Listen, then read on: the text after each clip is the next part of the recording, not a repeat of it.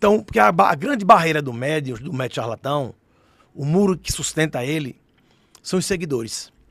Então ele se vitimiza, ele diz que está sendo atacado, diz até o nome, fulano de tal, no meu caso pesquisador. Etc. Então as pessoas ficam com pena do médium, entendeu? O médium ele tem uma autoridade tremenda. O médium ele tem um poder de persuasão. Eu comparo o médium a um grande pastor de uma igreja neopentecostal. Eu acredito mais que o médium ainda tem mais poder de persuasão. Porque ali ele está lidando com pessoas enlutadas, que estão vulneráveis. Então o médium, ele sabe dessa força. O médium charlatão, ele sabe dessa força.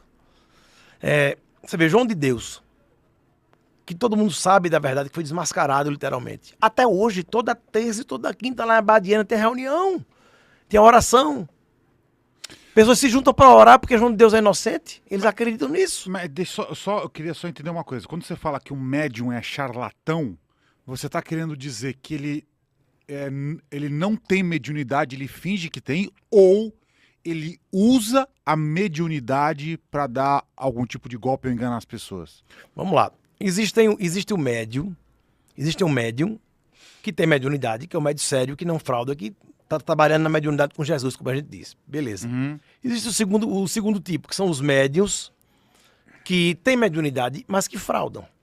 Eu conheço médios que são médios, mas que fraudam. Mas fraude a fraude é ir para rede social, usar banco de dados, na hora do contato com a pessoa fazer leitura fria, que ocorre muito. Aí a pessoa entra na sala para conversar com o médium começa a fazer perguntas. Mas se é médium, por que ele precisa usar desse recurso? A mediunidade, ela não dá caráter a ninguém.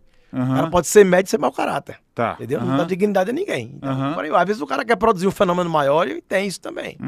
E ali consegue. E tem aqueles que se passam por médiuns, que enganam, que brincam com a dor mais sagrada do ser humano, que é a dor de uma mãe que entrega um filho. E a gente, quando denunciou isso em 2019, alguns eu vou falar até no plural, para não ficar uma coisa pessoal, vários que a gente denunciou aí, e eu tive apoio, quando eu fui denunciar, eu tive apoio da grande maioria dos espíritas. Grande massa dos espíritas me apoiou, porque Kardec foi muito duro em relação à questão das fraudes e ninguém sabe, ninguém fala isso. Kardec escreve 2 capítulos só sobre fraudes, orientando os espíritas como agir diante das fraudes. Na pergunta 303 do Livro dos Médiuns, Kardec chama a fraude naquela época, no século XIX, de nova indústria.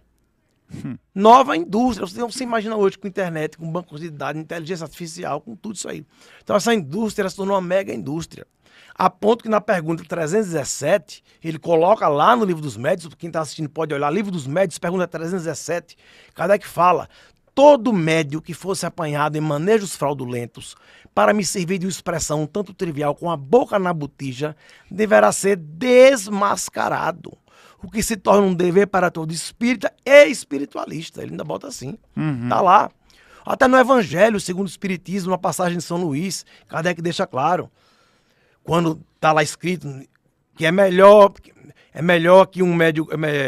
A hipocrisia e a mentira deve ser desmascarada. É melhor que um homem caia do que muitos vierem a cair e se tornarem suas vítimas. Até no Evangelho. Só que a maioria, alguns espíritas, principalmente da ala religiosa, não tem essa percepção, não tem essa leitura, não tem esse conhecimento. E alguns poucos espíritas, eles foram contra. Eles não ficaram do lado da verdade. Eles ficaram do lado de quem estava fraudando. Entendeu? Não, olha, a gente não pode fazer isso, porque na verdade foi exército de zelo, com medo que de algum ponto pudesse colocar a doutrina espírita em desestruturações. Não seguiram Kardec. Não seguiram Kardec. Né? Porque tinha um que dizia, tinha um médium de pintura mediúnica da Bahia, que ajudou um desses aí, que foi até matéria do Fantástico, que eu fui procurar ele para pedir ajuda. Ele disse: olha, meu irmão, não faça isso, tá lá no Evangelho, ai daquele que fizer o escândalo. Aí eu olhei para ele e disse: irmão, eu tô fazendo escândalo? Quem tá fazendo escândalo é quem tá fraudando, brincando com a dor mais sagrada do ser humano.